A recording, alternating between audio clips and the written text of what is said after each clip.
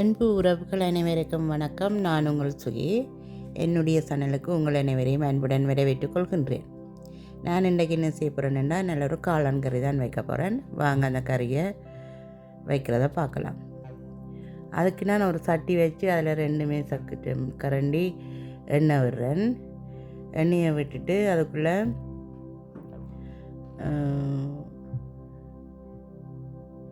காளானை வெட்டி துப்புரவு செய்து வச்சிருக்கிற 250 கிராம் காளானை அதுக்குள்ளே போட்டு ஒரு மெல்லிய சூட்டில் அவிய விட போகிறேன். இந்த காளால் தண்ணி விடும்.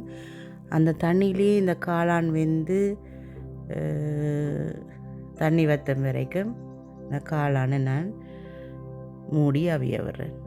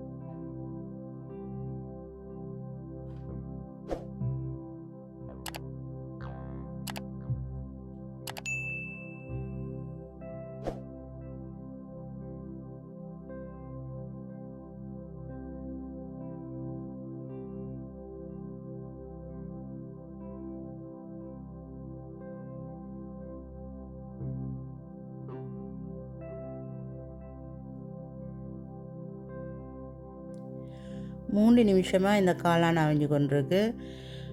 தண்ணியெல்லாம் வற்றிட்டுது, நல்லா வற்றிட்டுது பாருங்க.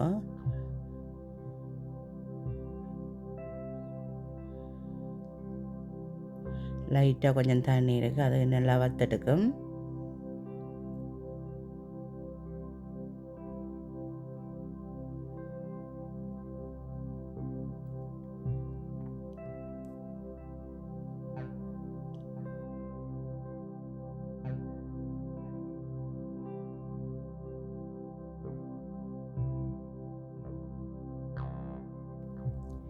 நல்லா காளானில் இருந்த தண்ணியெல்லாம் நல்லா வற்றி வந்துட்டுது.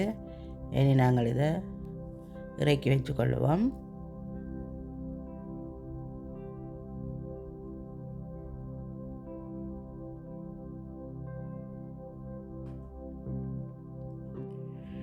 நீ கறி சமைக்கிற இன்னொரு சட்டி எடுத்து 2 மேசக்கரண்டி தேங்காய் எண்ணெய் விடுறேன்.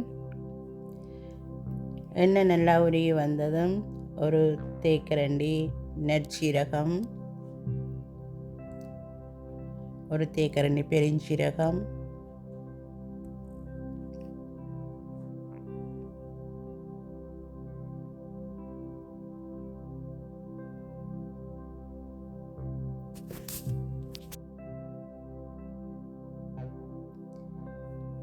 நான் வெட்டி வச்சிருந்த ஒரு வெங்காயம்,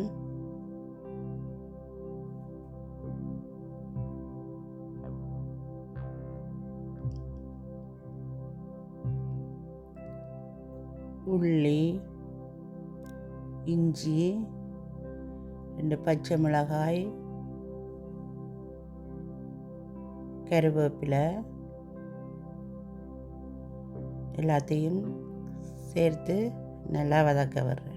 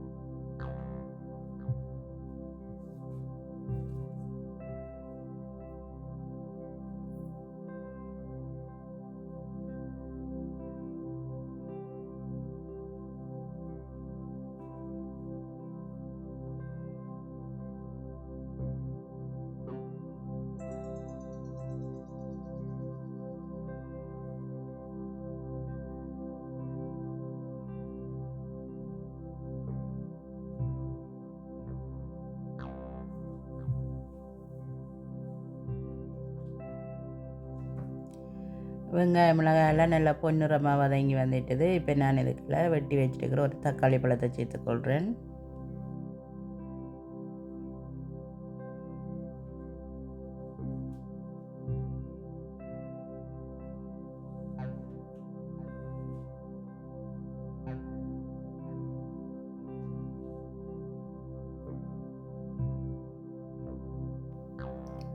ஒரு தேக்கரண்டி உப்பு சேர்த்துக்கொள்கிறேன்.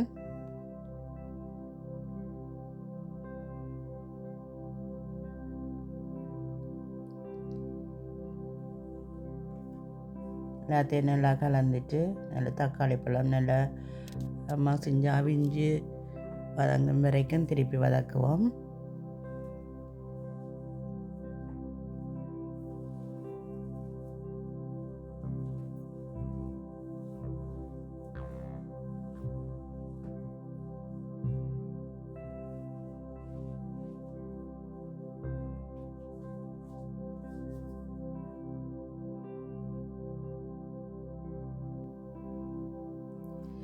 நான் இந்த தக்காளி பழம் போட்ட பிறகு ஒரு 3 நிமிஷம் மூடி அவிய விட்டேன். தக்காளி பழம் நல்லா அவிஞ்சு வந்தது. அதெல்லாம் சேர்த்து வதக்குறேன்.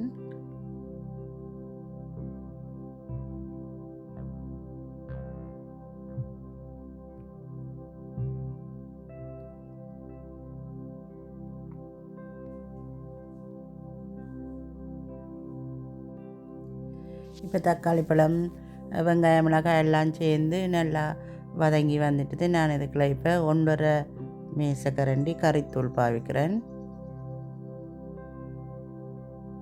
அதையும் சேர்த்து நல்லா வதக்குவோம்.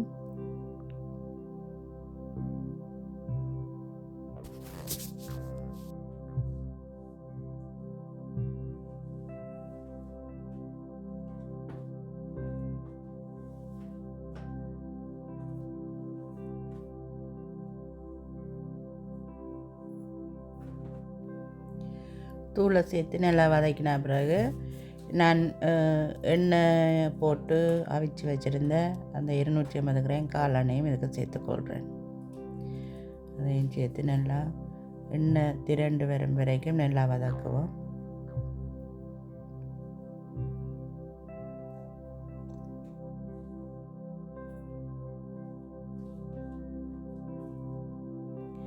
நாங்கள் இந்த காளானை ஏற்கனவே எண்ணெய் விட்டு அவிச்சபடியால் நிறைய நேரம் வதக்க தேவையில்லை. இப்போ நான் இந்த கறிக்கு அளவான தண்ணியை இதோட இதுக்கு சேர்த்துக்கொள்கிறேன். நீங்கள் தண்ணி உங்களோட அளவுக்கு ஏற்ற மாதிரி விட்டுக்கொள்ளலாம். உங்களுக்கு இந்த கறி எந்த அளவுக்கு தண்ணியாகவோ அல்லது நல்ல திரண்டு கட்டியாகவோ வரணுமென்றால் அதுக்கேற்ற மாதிரி நீங்கள் தண்ணியை சேர்த்துக்கொள்ளலாம். இதுக்கு நாங்கள் இனி திருப்பி தேங்காய் பாலும் கட்டி தேங்காய் பாலும் சேர்க்க போகிறோம். அதுக்கேற்ற மாதிரி தண்ணியை சேர்த்துக்கலாம். இதே நாங்கள் தேங்காயை திருவி பால் எடுத்து செய்ய போகிறோம்னு சொல்லி சொன்னால் இந்த தண்ணிக்கு பதிலாக புளிஞ்ச தண்ணி பாலை சேர்த்துக்கொள்ளலாம். இதை மூடி நல்லா கொதிக்க விடுறேன்.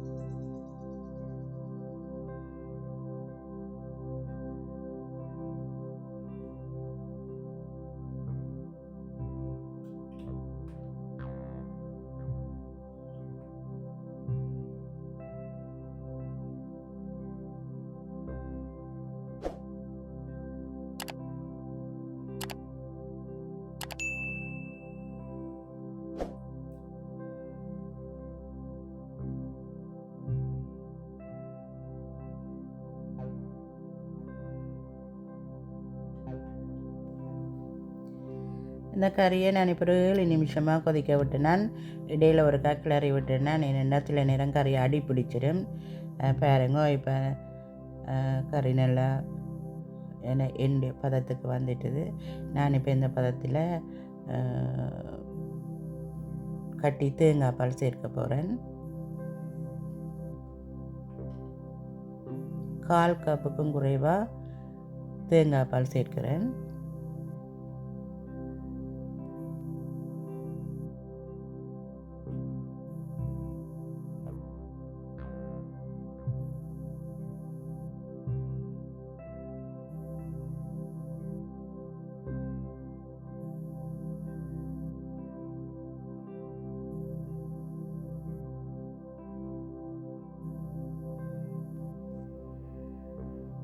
பாருங்க, நல்ல வடிவாக எங்களோட காளான் கறி தயாராகி கொண்டு இருக்கு.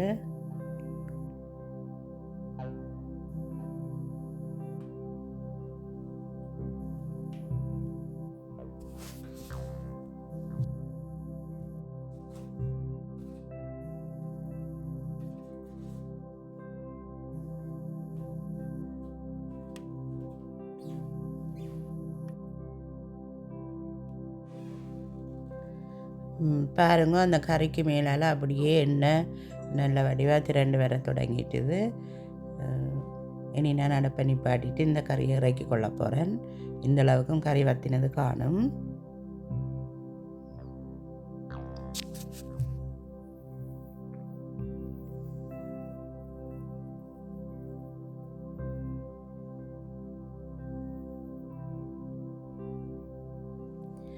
சரி உறவுகளே, இதே மாதிரி நீங்களும் காளான் கறி செய்து பாருங்கோ. உங்களுக்கு எப்படி வந்ததுன்றதை உங்களோட கருத்துப்படியில் தெரிவிங்கோ. மீண்டும் இன்னொரு காணொளியில் உங்களை சந்திக்கின்றேன். நன்றி, வணக்கம்.